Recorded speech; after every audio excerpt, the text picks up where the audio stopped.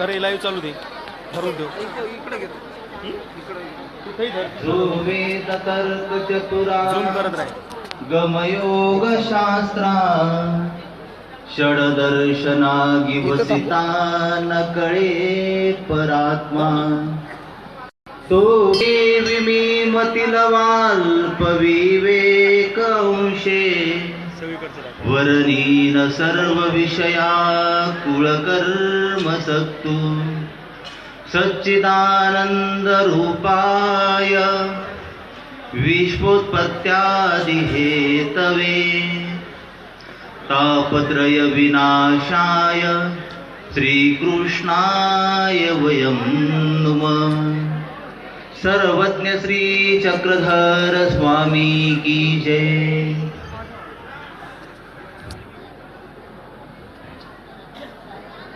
महाचिंतनेच्या या दुसऱ्या दिवसाच्या या द्वितीय सत्रामध्ये या ठिकाणी उपस्थित असलेले माझ्यापेक्षा सर्वच बाजूने जे ज्येष्ठ श्रेष्ठ आहेत आणि माझ्या गुरुस्थानी असलेले हे सर्व आदरणीय वंदनीय श्रद्धेय सर्व संतगण, तपस्विनी माता आणि सश्रद्ध भावनेने जमलेले आपण सर्वच महाचिंतनीच्या रूपाने गेल्या 19 वर्षापासून आपण चिंतन करण्यासाठी एकत्रित आपण उपस्थित होत आहोत।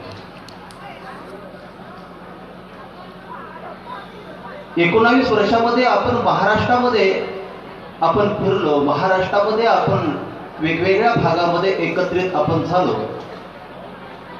पण 20वी चिंतनी करत असताना गुरुवर्य महाचिंतनीचे जनक श्री मोठे बाबांना असं वाटलं की गोवर्धन पर्वताच्या जवळ ही 20वी महाचिंतनी व्हावी आणि या महाचिंतनीसाठी आपण सर्वजण येथे एकत्रित आलेलो आहोत। आपली महाचिंतनी आता महाराष्ट्रापुरती मर्यादित नाही, तर महाचिंतनी आता ही संपूर्ण भारतभर ही फिरू लागलेली आहे। अशा या महाचिंतनीच्या या प्रवासामध्ये आत्मचिंतन आपण करत असताना खरं तर आपण महाचिंतनीला का बरं येतो? आपण महाचिंतनीला येतोय ते चिंतन करण्यासाठी। चिंतन कशाचं आपल्याला करायचंय बरं? एकीकडे धर्मशास्त्राचा आपण आधार घेत असताना तुम्ही चिंतन करू नका, डॉक्टरांकडे आपण जात असताना डॉक्टर सांगतात की टेन्शन मुक्त तुम्ही जीवन जगा, आणि महाचिंतनीमध्ये आपल्याला यायचं ते चिंतन करण्यासाठी। चिंतन आपल्याला करायचंय कोणाचं? आपल्याला चिंतन करायचे की जो अगम्य असलेला जो परमेश्वर आहे त्या परमेश्वराला मला कशा पद्धतीने प्राप्त करता येईल याचं तर आपल्याला चिंतन तर करायचंच, पण या सोबतच आपल्याला आत्मचिंतनही करता येण्यासाठी आपण या महाचिंतनीच्या या ज्ञानसागराच्या प्रवाहामध्ये आपण सामील होत असतो। खरं तर आत्मचिंतन आपल्याला करणं गरजेचं आहे। आपण चिंतन करत असताना अनेक वेळा आपण वेगवेगळ्या पद्धतीने आपण चिंतन करतो, पण स्वतःचं चिंतन आपण करत नाही, स्वतःला कधी आपण तपासून पाहत नाही। आणि स्वतःला जर आपल्याला जर तपासायचं जर असेल तर या महाचिंतनीच्या ज्ञानसागरामध्ये आपल्याला येणं गरजेचं आहे। इथं तर खरं आपल्याला कळतं की आपल्याला चिंतन करत असताना आपल्याला काय टाकायचं आणि काय कोणत्या गुणांचा आपल्याला तिथं स्वीकार करायचा, हे महाचिंतनीच्या प्रवासामध्ये आपल्याला कळतं। आपण सर्वांनी आरसा बघितला असेल, प्रत्येकाच्या घरामध्ये आरसा असतो, आणि मग आपल्याला जर कुठे जायचं जर असेल आणि जर सांगितलं अहो झाली नाही का तयारी, चला लवकर, आपण म्हणता थांबा 2 मिनिटं मला आरसा बघू द्या आधी, आणि मग आपण आरशाकडे पाहतो। आरशाकडे बघितल्यानंतर आपण स्वतःचा चेहरा बघतो, तो व्यवस्थित आहे का, चांगला आहे का, नीटनेटका आहे का, आणि मग तो चेहरा बघितल्यानंतर त्यांनी जर आपल्याला पावती दिली की नाही तुम्ही आता बरोबर आहात, आणि मग आपण म्हणतो झाली बरं का तयारी, आता चला आता कुठे जायचं ते. तो आरसा आपल्याला आपले गुण आणि दोष तो आपल्याला तिथं सांगतो. आपण निघालोय बाहेरच्या प्रवासासाठी, परंतु हा प्रवास करत असताना जर आपल्या चेहऱ्यावर जर एखादा जर डाग जर असेल तर आरसा आपल्याला सांगतो की नाही, तुमच्याकडे दोष आहे आणि त्या दोषाला तुम्हाला दुरुस्त करणं गरजेचं आहे. आणि मग तुम्ही काय करता की त्या दोषाला दुरुस्त करतात आणि मग प्रवासाला निघतात. आपल्याला सुद्धा महाचिंतनीच्या या प्रवासामध्ये आपल्या जीवनाचा जो प्रवास आहे की प्रवास करत असताना तो कशा पद्धतीने करायचा हे आपल्या हातात आहे. परंतु जायचंय कुठपर्यंत, किती लांब आपल्याला जायचंय, आपल्याला किती दिवस या ठिकाणी जगायचं हे मात्र तुम्हालाही माहित नाही आणि मला सुद्धा माहिती नाही. पण जेवढाही आपला प्रवास असेल तो प्रवास आपल्याला सुरळीत करण्यासाठी आपल्याला महाचिंतनीमध्ये आपल्याला येता येणं गरजेचं आहे. महाचिंतनी म्हणजे संस्काराची खाण आहे. बाहेर कुठेही आपल्याला हे संस्कार मिळत नाही, पण या महाचिंतनीमध्ये हे संस्कार आपल्याला तिथं बघायला मिळतात. इथली शिस्तबद्धता असेल, इथले वेळेचं नियोजन असेल, इथे प्रत्येकाचं सेवादास्य असेल, हे आपल्याला बघायला मिळतं. आणि ते बघत असताना इतर सुद्धा या महाचिंतनीचं कौतुक त्या ठिकाणी करतात. आणि म्हणून आपण आजच्या या चिंतनाकडे आपण वळत असताना आपण स्मृतीस्थळातील एका स्मृतीवर आपण स्थिर होण्याचा प्रयत्न करणार आहोत. इथं आपण संस्कार कशा पद्धतीचे असतात हे आपल्याला तिथं कळतं. आपलं जीवन आपल्याला घडवत असताना ते आपल्याला कशा पद्धतीने घडायचं हे आपल्याला तिथं कळतं. आणि म्हणून आपल्याला इथं स्थिर होता येणं हे अत्यंत गरजेचं आहे. संस्कार माहिती आहे तुम्हाला कशा पद्धतीचे असतात. एक बाप होता आणि त्याचा एक छोटा मुलगा, दोघंही शेतामध्ये निघाले आणि शेतामध्ये निघाल्यानंतर दुपारचे 12 वाजले आणि 12 वाजल्यानंतर मग मुलाला असं वाटलं की आता करमत नाही, आपल्याला घरी जायला तर अजून खूप वेळ आहे. आणि वडिलाला म्हणतो की पप्पा, आपल्या शेतामधला जो सालदार आहे ना, हा सालदाराचा शर्ट त्या झाडाच्या फांदीला अडकवलेला आहे. मी काय करतो, मी त्याच्या शर्टामध्ये, त्याच्या त्या खिसांमध्ये मी छोटे छोटे दगड टाकतो. बापाने विचार केला, पोरगा तर म्हणतोय दगड टाकायचा. आणि मग बापाने सांगितलं की पिंट्या, दगड नको टाकू, तुला मजा करायची ना त्याची, तर अशा पद्धतीने मजा नको करायला. असं कर, मी तुला 5-5 रुपयाचे डॉलर देतो आणि ते डॉलर त्या खिशामध्ये तू टाक, 2-2 डॉलर त्याच्यामध्ये टाक आणि मग बघ तुला कशी मजा येते त्या ठिकाणी. आणि मग त्याने तसंच केलं. थोडासा नाराज झाला, मी दगड टाकणार होतो, पप्पाने मला टाकू दिले नाही. आणि मग हे डॉलर तिथं टाकायला लावले, त्यांनी तर ते टाकले. नंतर तो लपून बसला आणि मग जेवायच्या निमित्ताने तो सालदार तिथं आला. थकलेला होता, पूर्णपणे घाम त्याच्या अंगावर तिथं होता, चेहरा पूर्णपणे निस्तेज झालेला होता. आणि मग जातो आणि मनाशी तो आता पुटपुटतो, बास आपल्याला शर्ट घालायचा आता, आपण तर शिदोरी कुठली आणली नाही, भाकर तर नाहीच आपल्या घरी. कारण आपण जेव्हा 2 पैसे कमवू तेव्हा आपल्या घरामध्ये चूल पेटणार. आणि माझी कारभारीण उपाशी पोटी झोपली, माझा पिंट्या त्यांनी फक्त पाणी पिलं, रात्री तो झोपला, अजूनही आपली चूल पेटलेली नाही, आता कशाला आपलं भोजन. शर्ट त्याने अंगामध्ये टाकला, सहजपणे नकळतपणे त्याने खिशामध्ये हात टाकला आणि हात टाकल्यानंतर बघतोय तर काहीतरी बोटाला लागलं. पटकन त्याने वर काढलं, बघतोय तर 5-5 रुपयाचे डॉलर तिथं. वर बघितलं आणि सांगितलं, हे निराकार असलेल्या परमेश्वरा, किती रे तू माझ्यावर दया केली.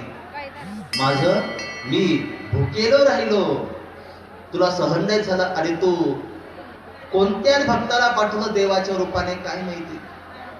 तू कोणत्या भक्ताला पाठवलं देवाच्या रूपाने की त्यांनी मला हे पैसे दिले.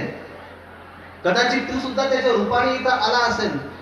म्हणून त्या परमेश्वराचे आभार मानले आणि आता म्हणतो, मी आता घरी जाईन, कारभारणीकडे पैसे देईन, थोडस पीठ आणेन आणि मग माझ्या घरामध्ये 2 भाकरी थापल्या जातील, त्यातली अर्धी भाकर मी खाईन, माझी कारभारीण अर्धी भाकर खाईन आणि उरलेली जी भाकर आहे ना ती माझ्या पोरांना मी तिथं देईन. पिंट्या तर सगळं तिथं बघत होता. बापाने त्या पिंट्याच्या डोक्यावर हात ठेवला आणि हात ठेवल्यानंतर विचारतो, बघ पिंट्या, तुला मजा करायची होती ना रे. अरे तुझं दगड तर भरले असते ना त्याच्या खिशामध्ये, त्याचं दारिद्र्य आणखी तिथं उघडं पडलं असतं. पण तू पैसे टाकले ना, त्याच्यामुळे बघ तू एवढीशी तू मजा करायला गेला, परंतु बघ तू किती आनंदित झाला. आणि म्हणतोय काय, देवाने पाठवलं कोणी पाठवलं काय माहिती. या ठिकाणी पिंट्याला कळालं की बापाने दगड का बरं नाही सांगितले. संस्कार तर अशा पद्धतीने ती निर्माण होत असतात. आणि म्हणून महाचिंतनी ही संस्काराची एक खाण आहे. यामध्ये आपल्याला असे अनेक अनर्घ रत्न आपल्याला जीवनमूल्य या ठिकाणी दडलेले आहेत की जे इथून आपल्याला ग्रहण करायचे या 3 दिवसामध्ये, आणि वर्षभर आपल्याला अतिशय आनंदाने आपलं जीवन तिथं जगायचं. ही देण जी आहे ना, ही देण महाचिंतनेची ती देण आहे. स्मृतीस्थळाकडे आपण सरकत असताना एक ओवी मला या ठिकाणी आठवते. गोविंद नाही जयाचे वंशी, ते पाथर कुशी निफन्नले, विऊनिया बांध झाली ओ माय, पुत्र धरी पाय गोविंदाचे. ओवी ही आपल्याला 13व्या 14व्या शतकामध्ये ही स्मृतीस्थळामध्ये आपल्याला ती बघायला मिळते. पण त्या ओवीचा आपण सार बघत असताना ही ओवी आपल्या प्रत्येकाच्या जीवनामध्ये ती लागलेली आहे. या ओवीचे संस्कार जर आपल्या जीवनामध्ये असतील, आपल्या कृतीमध्ये जर असेल ना, तर आपलंही जीवन अत्यंत सुखकर पद्धतीने तिथं होऊ शकतं. आपलंही जीवन तिथं घडू शकतं. गरज आहे तरी आपल्याला कशाची बरं? जे नीतिमूल्य आहेत ते नीतिमूल्य आपल्याला ग्रहण करायचे, आणि ग्रहण करून एक एक मूल्य आपण ग्रहण करून आपल्याला स्वतःला तिथं घडवायचं. कारण आपल्याला स्वतःला घडणं हे अत्यंत गरजेचं आहे. विचार करा तुम्ही, महाचिंतनेचा परिवार म्हटल्यानंतर संपूर्ण या महाराष्ट्रामध्ये आपल्याकडे एक आदराने, एक कौतुकाने आपल्याकडे सर्व लोक तिथं बघत असतात. हे महाचिंतनेचा हा परिवार आहे. संस्कार श्रम आहे. आणि याच्या ठिकाणी सेवादास्याचं यांनी अखंडपणे व्रत त्यांनी तिथं घेतलेलं आहे. या आदराने सर्वजण आपल्याकडे तिथे पाहतात. ते संस्कार आपल्यालाही स्वतःला रुजवतात येणं गरजेचं आहे. एका दिवशी आचार्य श्री नागदेवाचार्य साकाईसा नावाची त्यांची एक शिष्य जी वयोवृद्ध आहे तिच्या घरी तिथं जातात. बऱ्याच वर्षांनी गुरु आले भेटीला. तिला खूप आनंद वाटला. आणि मग आनंद वाटल्यानंतर तिने गुरूंना विनंती केली, आचार्य श्री नागदेवाचार्यांना, की आपण भोजन करावं. आचार्य श्री नागदेवाचार्य म्हटले काही हरकत नाही, थांबले. तिने चांगला स्वयंपाक तिथं केला. आचार्य श्री नागदेवाचार्यांना भोजनाचं ताट केलं. आचार्यांचं भोजन सुद्धा तिथं झालं. आणि मग इथं बसलेले असताना त्यांच्या समोर ही साकाईसा जाऊन बसले. तिला असं वाटलं बऱ्याच दिवसांनी माझे गुरु आलेत आणि मग गुरु मला काहीतरी सांगतील, आता काहीतरी मला निरूपण करतील. आपल्याला नाही वाटत का असं? आपल्या घरी कोणी साधू आले, आपल्या घरी कोणी आपले गुरु आले, आपल्याला वाटतं आपल्याला गुरुनी काहीतरी सांगितलं पाहिजे, असं आपल्यालाही तिथं वाटतं. आणि मग साकाईसा आचार्य श्री नागदेवाचार्यांच्या समोर तिथं बसलेली आहे. तिला असं वाटतंय की स्वामी आपल्याला काही, आचार्य श्री नागदेवाचार्य आपल्याला काहीतरी निरूपण करतील. आचार्य श्री नागदेवाचार्यांनी तिच्याकडे बघितलं आणि बघितल्यानंतर थोडे शांत तिथं बसलेले आहे. कारण तिच्यामध्ये एक दोष होता आणि तो आचार्य श्री नागदेवाचार्यांनी तो तपासला आणि तिथं शांत बसले. आणि तिला विचारतात की साकाई तू भिजना का न जासे? अगं तू चिंतनी करायला का जात नाही? एकांतामध्ये तू जावं, एकटं बसून त्या परमेश्वराला तिथं आठवावं, स्वतःचं आत्मचिंतन तिथं तू करावं, असं तू एकांतामध्ये का बरं तिथं जात नाही? तिच्या मांडीवर तिचा नातू होता आणि तिची नात होती. गोलो नावाचा तिचा नातू, सिती नावाची तिची नात, दोघही मांडीवर आहेत. दोघांनाही ती मस्त खेळवते. आणि इकडं मात्र तिचा भाव काय आहे, माझे गुरु बऱ्याच वर्षांनी आलेत माझ्या भेटीसाठी आणि मग त्यांनी मला काही निरूपण करावं. आणि मग आचार्य श्री नागदेवाचार्य म्हणतात की तू भिजनाला का बरं नाही जात? तू भिजनाला गेलं पाहिजे, भिजनाला तू का बरं नाही जात? ती म्हणते हे काही हे काय करते म्हणे मी आता? जवळ बोलवते खेळवी तव तव देवा ते आठवतो का? मी जेव्हा जेव्हा या गोलो म्हणजे माझ्या नातवंडांना मी जेव्हा जेव्हा खेळवते ना तेव्हा तेव्हा मी देवाला तिथं आठवते.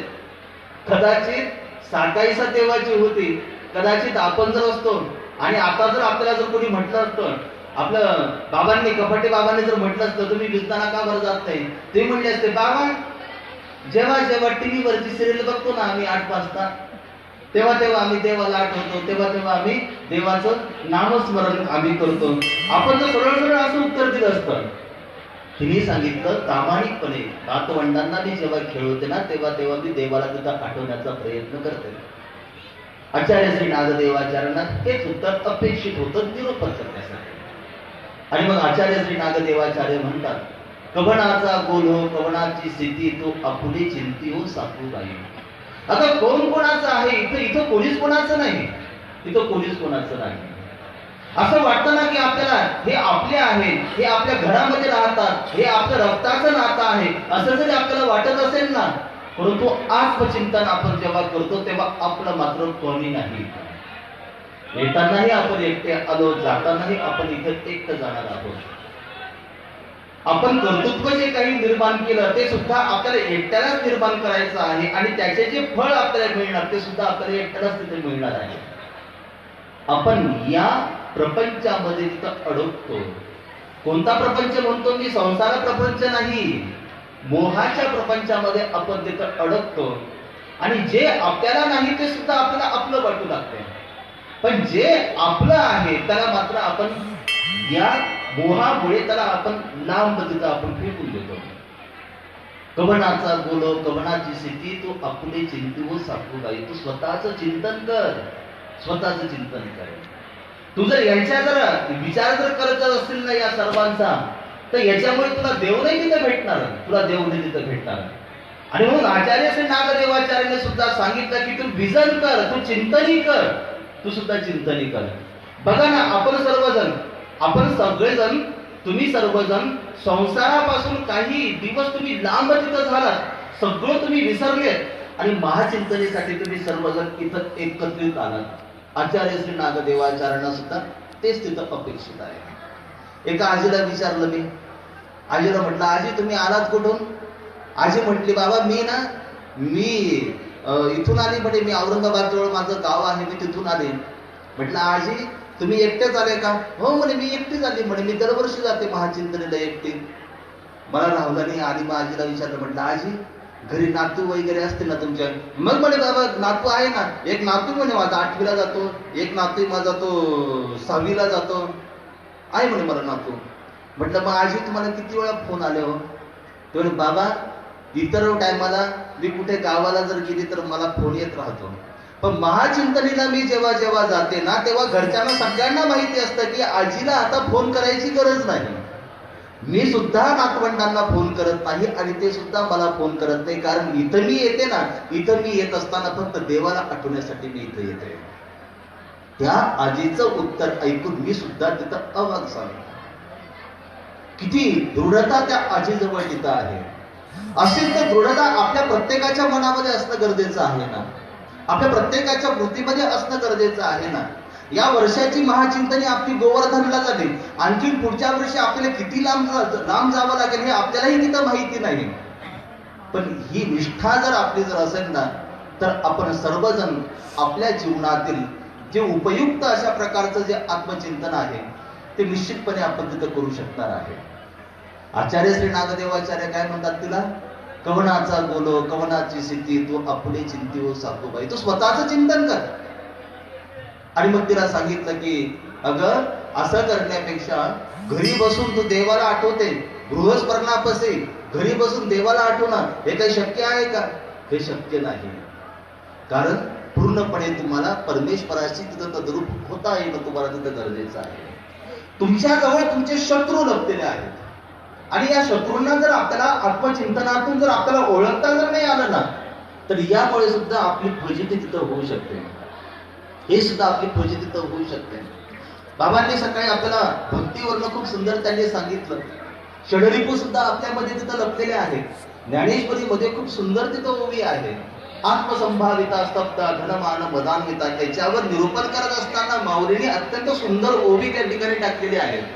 ते म्हणतात की तैसे आपण मानिता महंतपण फुगती असाधारण गर्वेतेने. ते म्हणतात की याच्यामध्ये मानवामध्ये असे काही शत्रू तिथं दडलेले आहेत ना, ते कधी अंग वर काढतील हे आपल्यालाही तिथं कळत नाही. आपल्याला तिथं कळत नाही. आणि मग ते कोणी असू द्या, प्रत्येकामध्ये ते लपलेले आहे. आणि म्हणून आपल्याला हे आत्मचिंतन करता येणं गरजेचं आहे.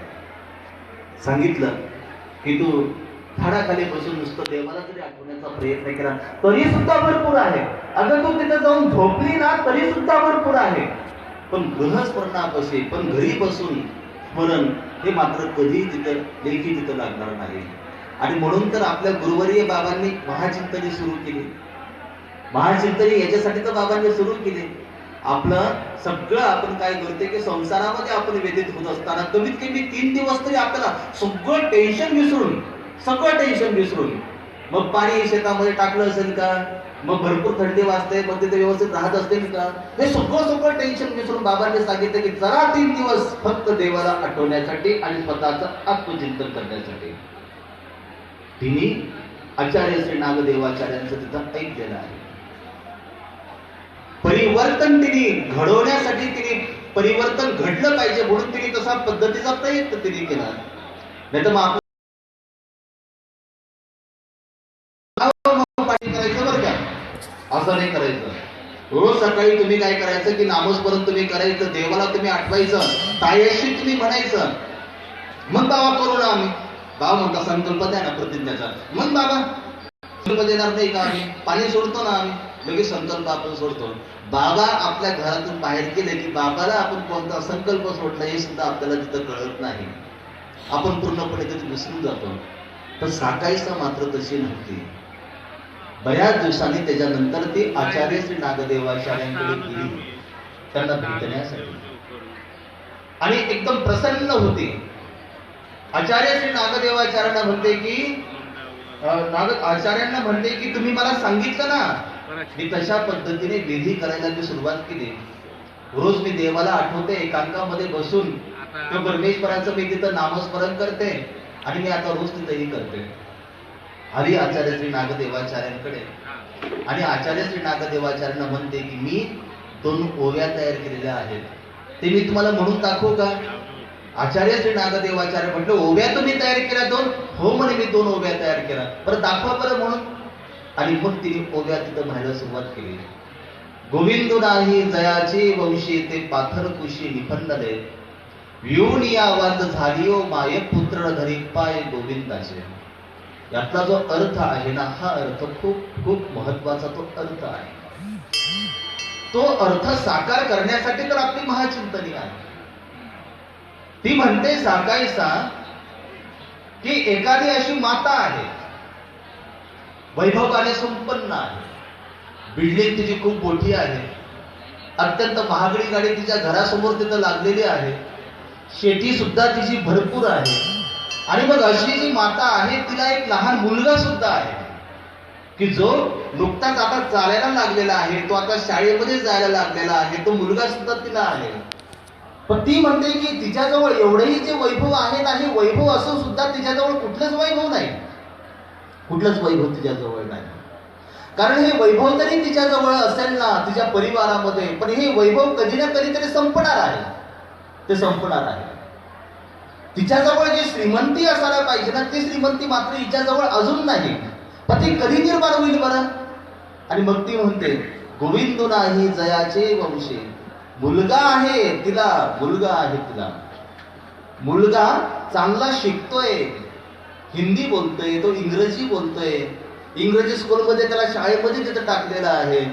पण एवढं असून सुद्धा जर मुलाच्या मुखामध्ये गोविंदाचं म्हणजे परमेश्वराचं जर नाव जर त्याच्या मुखामध्ये जर नसेल ना, तर साकाईसा इथं स्पष्टपणे सांगते की माझ्या दृष्टीने आईने मुलाला जन्म नाही दिला, तर आईने जन्म दिला तो कुच्चर अशा दगडाला. कारण त्याच्यावर संस्कारच होणार नाही अशा कुच्चर दगडाला तिने जन्म दिला. मुलगा असूनही जर त्याच्या मुखामध्ये जर परमेश्वराचं नावच नसेल तर त्या मुलाचा काय तिथं उपयोग, त्या मुलाचा काहीच तिथं उपयोग नाही ना. आणखीन ती म्हणते की तुम्ही म्हणाल की त्या मातेने जन्म दिला त्या मुलाला, मला तरी असं वाटतं, ती म्हणते की मला तरी असं वाटतं की तिने मुलाला जन्म नाही दिला, मुलाला जन्म देऊन सुद्धा ती एक प्रकारे ती वांझच राहिलेली आहे. कारण तिच्या मुलाच्या मुखामध्ये परमेश्वराचं नाव नाही. लक्षात घ्या, आपण सर्वजण 21व्या शतकामध्ये आपण वावरतोय.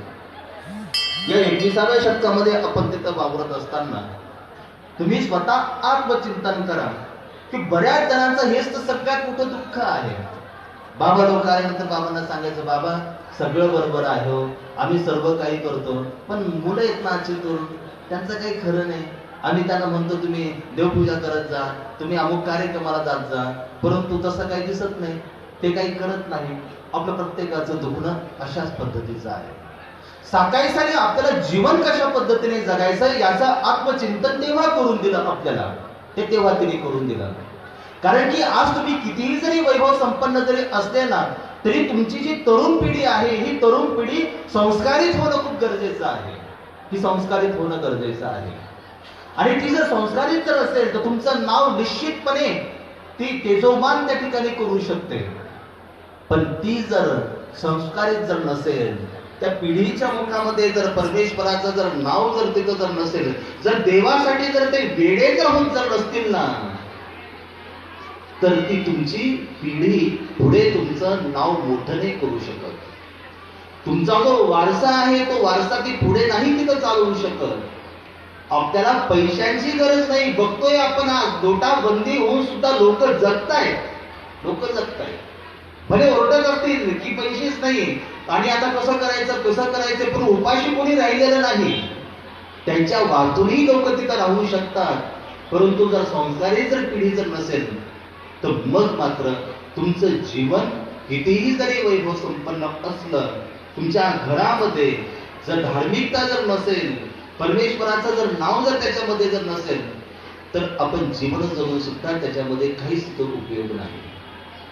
बदरसेकडे तुम्ही बघा, आपल्या 6 मुलांना तिने दत्तात्रय प्रभूंच्या भक्तीमध्ये तिथं तल्लीन तिथं करून टाकलं आणि पाठवून दिलं की तुम्हाला राज्याचा उपभोग नाही घ्यायचा, जा तुम्ही तिकडं. परंतु त्या अरळकाच्या वडिलांनी सांगितलं ऋतुध्वजाने की एक तरी मुलगा इथं राहू दे, एक तरी मुलगा. ऐकलं त्यांचं आणि मग याच्यावर कुठल्या संस्कार तिथं रुजवले नाही. आणि मग हा एकटाच तिथं सर्व राज्य वैभव संपन्न आणि वैभव संपन्न राज्य म्हटल्यानंतर आधी हा त्याच्यामध्ये रमत असताना एवढा त्याच्यामध्ये रमला की त्याचा तोल कधी निसटला हे त्याला सुद्धा तिथं कळालं नाही. लक्षात घ्या, आपलं जीवन सुद्धा हे समतोलामध्ये असणं खूप गरजेचं आहे. ज्याच्या जीवनाचा समतोल ढासळला ना, तो कायमचा त्या ठिकाणी पडू शकतो. त्याला पुन्हा वर येण्यासाठी कुठलीच त्याला उसंत नाही. हा समतोल साधण्यासाठी हे आत्मचिंतन आपल्याला तिथं गरजेचं आहे. आणि मग एवढा तिथं बिघडला की माता सुद्धा पूर्णपणे वैतागून गेली. एका दिवशी ठरवलं, हे सगळे राज्य जर त्रस्त जर झालेत ना तिथले, इथं नाही राहायचं आपल्याला, अजिबात इथं राहायचं नाही. किती मोठा आदर्श बघा ना तिच्यामध्ये. सगळं सांगितलं की मला नाही इथं राहायचं. आणि आपण इकडं सांगायचं, बाबा काय सांगावं, घरातली मंडळी तरुण पिढी काय बरोबर नाही आणि मग ती मारायला सुद्धा कमी करत नाही.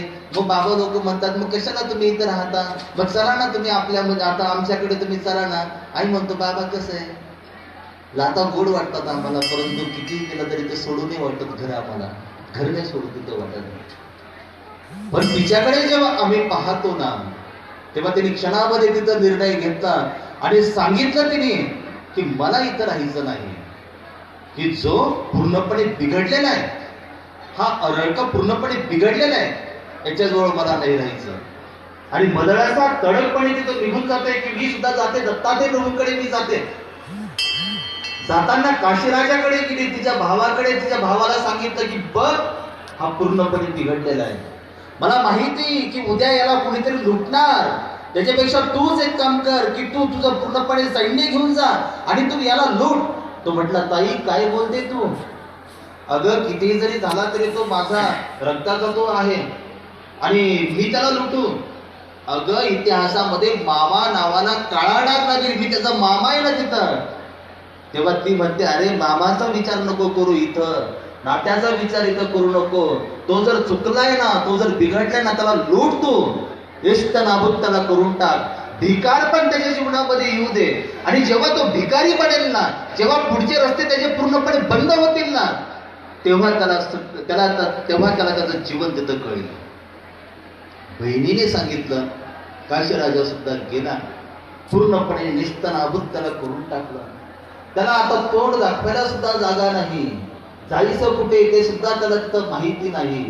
आणि मग अशा अवस्थेमध्ये पोहोचल्यानंतर आईने त्याला सांगितलेलं असतं की जेव्हा तुला पुढचा रस्ता तुला दिसणार नाही, जेव्हा तुझं जीवन पूर्णपणे अंधारमय जेव्हा होऊन जाईल ना, तेव्हा तू दत्तात्रय प्रभूंना तिथं शरण जा. आणि मग आता आठवलं की नाही, आपल्याला दत्तात्रय प्रभूंकडे जाणं तिथं गरजेचं आहे. मी तुम्हाला एवढ्यासाठी सांगतो की आपल्याला एवढंही घसरायचं नाही ना. या साकायसाचा जर आदर्श जर आपल्यामध्ये जर असेल ना, तर अशी सुद्धा अवस्था आपली येणार नाही. कारण आपण वेळीच आपण तिथं सावध आपण झालेलं असणार, वेळीच आपण तिथं सावध झालेलं असणार. सकाळी सकाळी एक मला दोस्त भेटले, म्हणजे बाबा मी येत होतो आणि मग आमची ट्रेन येणार होती, आणि ट्रेन येणार असताना औरंगाबादच्या स्टेशनवर काय झालं म्हणे, माझ्या वरच्या खिशामध्ये 200 रुपये होते आणि ते 200 रुपये मला कळालंच नाही. म्हणजे कुणी खिसा कापतात 200 रुपये माझे गेले. म्हटलं का हो तुमचे 200 रुपये गेले? म्हणले हो बाबा म्हणे 200 रुपये गेले. म्हटलं तुम्हाला काहीच नाही वाटलं का 200 रुपयाचं? आणि त्याच्यावर काय वाटलं सारखं म्हणे बाबा 200 रुपये तर गेले तर गेले. एवढं मोठं महाचिंतनीच्या ज्ञानसागरामध्ये मला जायचं ज्ञान घेण्यासाठी, आत्मचिंतन करण्यासाठी, 200 रुपयाचं मी काय घेऊन बसू तिथं? मी म्हटलं सुख दुःखे समे कृत्वा, खरा तर मला फार योगी कुठं मला भेटतात की त्याच्याकडे असूनही त्याला सुख नाही आणि गेलं तरी सुद्धा त्याला दुःख नाही. कारण तो संतुष्ट झालेला आहे, त्यांनी स्वतःचं आत्मचिंतन केलेलं आहे. पैसा माझ्यासाठी श्रेष्ठ आहे का चिंतनही माझ्यासाठी श्रेष्ठ आहे हे त्याला तिथं कळालेलं आहे. आणि म्हणून त्याला त्याचं दुःख नाही, त्याला अजिबात त्याचं दुःख नाही. तो म्हणतो अरे गेलं तर उलट चांगलं झालं, आणखी माझ्या खिशाचं ओझं तिथं कमी झालं. कारण की जे मी घेणार आहे ना ते मात्र कोणी लुटणार नाही. तुम्ही विचार करा ना, आपण एवढे सगळे सामान आणलं, आपण ट्रेन मध्ये आपण आलो, आता इथं आपण सगळेजण काय करतोय की आपण आत्मचिंतन करतोय, ज्ञान आपण सगळं श्रवण आपण करतोय. तुम्ही वृंदावनला गेले, तुम्ही तिथं जाऊन तुम्ही काय आणलं, प्रत्येकाने वस्तू आणल्या तरी जाताना तुमचं वजन वाटलं तरी ते वजन कधी ना कधीतरी संपणार आहे. पण महाचिंतनीतून जो विचार तुम्ही घेतलेला आहे त्याचं ओझं तुमच्या जवळ होईल का बरं? तुमच्या मनामध्ये अंतःकरणामध्ये त्याचं ओझं होईल का बरं? त्याचं ओझं तर होणारच नाही ना, कारण ते तुमच्या अंतःकरणामध्ये साठलेलं आहे. महाचिंतनीचे विचार तुमच्या अंतःकरणामध्ये ते पूर्णपणे साचलेले आहेत आणि जे अंतःकरणामध्ये असताना त्याचं ओझच नसतं, त्याचं ओझच नसतं. आणि मग जे सामान आपण बाळगतो ते अंतःकरणाजवळ नसतं. जेव्हा आठवण तेव्हा उपयोगी आणायचं, तेव्हा ते आपल्याला उपयोगात लावायचं आणि त्याच्यामुळे आपल्याला काय वाटतं की त्याचं आपलं ओझं तिथं वाटतं, ते त्याच्यामुळे वाटतं. परमेश्वर सुद्धा आपल्याला अशाच पद्धतीने तो स्थिर करता येणं तिथं गरजेचं आहे. त्या परमेश्वराला आठवताना सुद्धा आपल्याला त्या परमेश्वराला अशाच पद्धतीने स्थिर तिथं करता येणं तिथं गरजेचं आहे. हिने सांगितलं की लूट त्याला आणि लुटलं. मग आठवलं की आपल्याला आईने सांगितलं होतं की सगळं काही जेव्हा तुझं संपूर्ण जीवन अंधारमय होईल ना, तेव्हा तू दत्तात्रय प्रभूंना शरण जा. आणि मग निघाला आता सह्याद्री पर्वतावर श्री दत्तात्रय प्रभूंना भेटण्यासाठी. सहाही भाऊ तिथे गेलेले आहेत, आई सुद्धा आपली तिथे गेलेली आहे. आणि मग हा अर्थ जातो, श्री दत्तात्रय प्रभूंना तिथं भेटतो. दत्तात्रय प्रभूंना भेटल्यानंतर पूर्णपणे तिथं संतुष्ट होऊन जातो. आणि मग त्याला असं वाटतं की त्याला बाकीचं जे काही राज्य आहे हे सर्व त्याला असार तिथं वाटायला लागतं. आणि निश्चय करतो की आता मला सुद्धा माझ्या भावाचा प्रमाणित मला तिथं राहायचं, मला सुद्धा इथं राहायचं. तेव्हा दत्तात्रय प्रभूंनी त्याला मात्र तिथं राहून दिलं नाही. दत्तात्रय प्रभूंनी त्याला स्वधर्माची आठवण करून दिली की तुझं स्वधर्म, तुला तुझं कर्तव्य काय आहे, तुला तुझं राज्य सांभाळायचं आहे. आणि मग राज्य सांभाळण्यासाठी तू इथून निघून जा. नीतिमत्ता तुझ्यामध्ये सोडू नको. सदा तू आत्मचिंतन तिथं कर आणि आत्मचिंतन करून तू स्वतः संस्कारित होण्याचा प्रयत्न कर. आपोआप सर्व तुझी प्रजा त्या ठिकाणी संस्कारित तिथं होणार आहे. संस्कार तर अशा पद्धतीने तिथे घडत असतात. संस्कार घडत असताना काही आपल्याला त्रास सुद्धा होतो. त्रासाला आपल्याला सहन करता येणं गरजेचं आहे. तुम्ही सर्वजण आलात, थंडी भरपूर आहे, सगळं काही नवीन आहे. इतर वेळेला कसं होतं, सगळं आपल्या जवळपासचं होतं. आता मात्र सगळं नवीन आहे. आणि म्हणून आपण आपल्याला एखाद्या गोष्टीचा त्रास जरी होत असला तरी त्रास आपण त्याचा वाटून घेऊ नये, कारण त्या त्रासापेक्षाही जे आपल्याला मिळणार आहे ना ते खूप महत्वाचं आहे. आणि लक्षात घ्या की त्रास घेतल्याशिवाय आपल्याला काहीच मिळत नाही, काहीच तिथे मिळत नाही. तुम्हाला भक्त बनायचं ना तर भक्त बनण्यासाठी सुद्धा तुम्हाला त्रास घेता येणं गरजेचं आहे. तुम्हाला त्रास घेता येणं तिथं गरजेचं आहे. लीळा चरित्रामध्ये आपण पाहतो की सर्वज्ञ श्री चक्रधर स्वामींच्या सन्निधानामध्ये असे अनेक भक्त आहेत की परमेश्वराचा भक्त मनोधर्म त्यांनी ओळखावा आणि मनोधर्म ओळखून तशा पद्धतीने त्यांनी त्या कार्याला स्वतःला तिथं पूर्णपणे झोकून तिथं द्यावं, केवळ फक्त परमेश्वरासाठी. की नाही, तो जो परमेश्वर आहे ना तो परमेश्वर मला प्राप्त करायचा आहे, तो परमेश्वर मला मिळवायचा आहे, त्या परमेश्वराची प्रसन्नता मला प्राप्त करायची केवळ यासाठी, तर केवळ यासाठी. महाचिंतनेमध्ये आपण येत असतानाही आपल्याला होणारा जो त्रास आहे ना हा त्रास आपल्याला तिथं सहन करायचा आहे. कारण जोपर्यंत त्रास आपण सहन करत नाही तोपर्यंत आपण परमेश्वराचे भक्त सुद्धा बनू शकत नाही, तोपर्यंत भक्त सुद्धा नाही बनू शकत आपण. 2 दगड होते आणि मग एका मूर्तिकाराला असं वाटलं की आपल्याला या दोन्ही दगडाची चांगली मूर्त आपल्याला तिथं घडवायची. एका दगडाला जवळ घेतलं, हातामध्ये चिन्नी हातोडा पकडला, त्याला असं वाटलं की डोक्यापासून याला आपल्याला तिथं घडवायचं आणि डोक्यावरचा आकार तिथं देत असताना चिन्नी आणि त्या हातोड्याने तो तिथं वार करायला तिथं लागला, त्याच्यावर तो मारायला लागला आणि जसे जसे त्याला घाव पडत होते त्या दगडाला तसा तसा दगड तिथं रडत होता, कारण त्याला संवेदना तिथं कळत होत्या आणि तो रडू लागला. त्याच्या डोळ्यामध्ये अश्रू आले आणि त्याने विनंती केली त्या मूर्तिकाराला की बाबा रे मला काही तिथं हे घडायचं नाही, मला काही मूर्त घडायची नाही. मूर्तिकार म्हटला अरे फक्त थोडा वेळ सहन कर, फक्त थोडा सहन कर, बघ तुझा डोक्याचा आकार घडलाय, आता तुझा चेहरा तिथं घडवला की तुझी मूर्त तयार होणार आणि बघ लोक तुझा किती सन्मान करतील, लोक तुझी पूजा करतील रे. थोडा तरी विवेक असू दे ना, शक्ती असू दे ना थोडीशी. तो म्हटला अजिबात नाही, मला काही मूर्त वगैरे घडायची नाही, मी आहे दगड, मला अशाच पद्धतीने दगड राहू द्या, पण मला काही तिथं घडायचं नाही. मूर्तिकाराने पुन्हा एकदा प्रयत्न केला, चिन्नी घेतली, हातोड्याने वार करायला सुरुवात केली. याने तर हात जोडले, सांगितले की मला अजिबात नाही घडायचं, मला तुम्ही घडवूच नका. वैतागला ना मूर्तिकार, दगड घेतला, बाजूला ठेवून दिला, फक्त डोक्याचा आकार त्याचा घडलेला होता. दुसऱ्या दगडाला त्यांनी सोबत घेतलं, घेतल्यानंतर आधीच सांगितलं की बाबा रे तू आता आहे दगड, तुझ्याकडे कोणी बघत नाही, पण तुझ्यामध्ये मला मूर्त घडवायची आणि मूर्त घडल्यानंतर मग तुला मंदिरामध्ये बघ सगळे लोक तुझ्या पायावर डोकं ठेवतील तेव्हा. तो म्हटला काही हरकत नाही, मी घडायला तिथं तयार आहे, बघ मी चिन्नी हातोड्याने घाव घालेन, एक एक घावाच्या तुला प्रचंड वेदना होतील. दगड म्हटला काही हरकत नाही, मी दगडच आहे, मी सगळं तिथं सहन करेन. आणि मग मूर्तिकाराने सुरुवात केला, एक एक घाव त्याच्यावर तिथं घालत होता. डोकं घडलं, चेहरा घडला, आणखी तो सहन करत असल्यामुळे त्याला असं वाटलं की याचं पूर्णपणे शरीर तिथं घडवावं आणि काही दिवसामध्ये सुंदर अशा प्रकारची मूर्त तिथं तयार झाली, जी अत्यंत सुबक होती, आखीव रेखीव होती. ठेवली मूर्त विकायला, बाहेरचे लोक आल्यानंतर त्यांनी बघितलं त्या मूर्तीकडे, अरे किती सुंदर मूर्त घडली या मूर्तिकाराने. नाही, आपल्या गावामध्ये आपण 50 लाखाचं मंदिर बांधलंय ना, त्या मंदिरामध्ये आपल्याला हीच मूर्त तिथं बसवायची. मूर्तिकाराला विचारलं की बाबा रे याचे पैसे किती? त्यांनी सांगितलं अमुक पैसे. अरे 1.5 पैसे घे, परंतु आम्हाला हीच मूर्त दे. पैसे तर मूर्तिकाराला दिले, मूर्त तर आपल्या ताब्यामध्ये घेतली, गाडीमध्ये त्यांनी ती मूर्त टाकली. त्याच्यानंतर त्या लोकांनी बघितलं की आणखीन एक दगड तिथं घडलेला आहे की ज्याचा फक्त डोक्याचा आकार तिथं घडलेला आहे. त्या मूर्तिकाराला लोकांनी विचारलं की या दगडाची किती घेशील? तो म्हटला दगडाची किती घेशील? तो म्हटला भाऊ याची मूर्तच नाही घडली. नाही म्हणे काही असू दे, परंतु किती देतो? म्हणे 50 रुपये. काही हरकत नाही, घे 50 रुपये, पण दे दगड.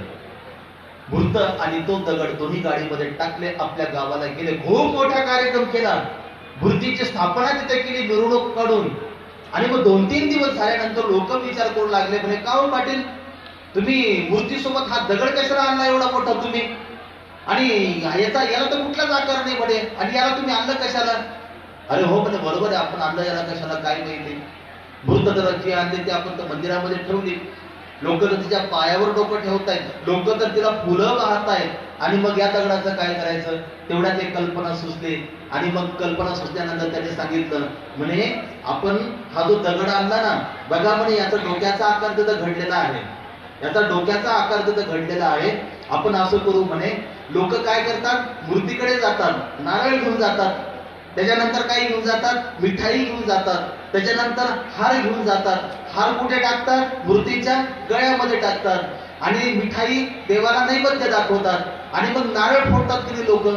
नारळ फोडण्यासाठी कुठे दगड म्हणते. ज्याचा डोक्याचा आकार घडलाय ना तो दगड, तो बाहेर तिथं म्हणे आता खड्डा करा, त्याच्यामध्ये दगडाला पुरा. म्हणजे काय होईल म्हणे, लोकांनी देवाला नारळ अर्पण केला की तो दगड तो नारळ उचलायचा आणि फोडायचा कोणाच्या डोक्यावर? त्या दगडाच्या डोक्यावर तिथं फोडायचा. आणि मग मूर्ती त्या दगडाला म्हणू लागली की बघ, तेव्हा मी त्रास सहन केला, मला खूप थंडी वाजत होती, माझ्याजवळ काहीच नव्हतं, पण मी ओरडले नाही अजिबात, मी अजिबात नाही तिथं ओरडले. मला एवढे वेदना होत असून सुद्धा मी अजिबात तिथं ओरडले, सगळं मी सहन केलं. आणि म्हणून मला आता काय प्राप्त झालं? मला देवत्व तिथं प्राप्त झालं. आणि तू तेव्हा सहन नाही केलं, क्षणाक्षणाला तू ओरडू लागला. तू सहन करत असल्यामुळे आज मात्र तुझ्यावर असे दिवस झाले. लोक माझी पूजा करतायत पण नारळ कोणाच्या डोक्यावर फोडतायत. हा त्रास मात्र तुला आता जन्मभर तुला इथं काय करावं लागणार की भोगावं लागेल. हा चिन्हे हातोड्याचे जे घाव होते ना, ते घाव जर सहन जर केले असते तर अशा प्रकारचं दुःख त्या दगडाला कधीच तिथं भोगावं लागलं नसतं. आणि म्हणून मी आपल्याला सांगतो की आत्मचिंतन आपण करत असताना आपण महाचिंतनीच्या या ज्ञानसागरामध्ये, या प्रवाहामध्ये स्वतःला घडवण्यासाठी आपण इथं येत आहोत. स्वतःला आपण घडवून घेत असताना त्रास होणं आपल्याला स्वाभाविक आहे, परंतु तो त्रास आपल्याला सहन करून सांगायसाठी सांगितलेला जो आदर्श आहे, तो आदर्श आपल्या घरामध्ये तिथं फुलवून. लक्षात घ्या, तुम्ही तुमचं घर फुलवताना तो शोभिवंत वस्तू तुम्ही आणतात आणि त्या वस्तूने तुमचं घर तुम्ही फुलवतात. आपल्याला त्याची गरज नाही, आपल्याला या संस्काराने आपलं घर आपल्याला सुशोभित करायचं आहे. तेवढं जरी आपल्याला करता आलं तर निश्चितपणे आपण परमेश्वराचे एक चांगल्या प्रकारचे आपण भक्त बनू शकतो. एक आदर्श आपण महाचिंतनीचे आपण तिथं घटक तिथं बनू शकतो, प्रवासी आपण बनू शकतो. आणि आपण तो बनण्याचा प्रयत्न करा, एवढंच मी आपल्याला या ठिकाणी सांगतो. गुरुवर्य महाचिंतनेचे जनक श्री मोठे बाबांनी सेवेची संधी मला या ठिकाणी दिली. आणि हा माझ्यासमोर उपस्थित असलेले हे सर्व संत महंत, माझ्यापेक्षा ज्येष्ठ श्रेष्ठ, हे सर्वजण या ठिकाणी आलात, माझे दोन शब्द ऐकून घेतले, त्याबद्दल मी सर्वांना धन्यवाद देतो आणि आपल्याला दंडवत प्रणाम करतो. सर्वज्ञ श्री चक्रधर स्वामी की जय.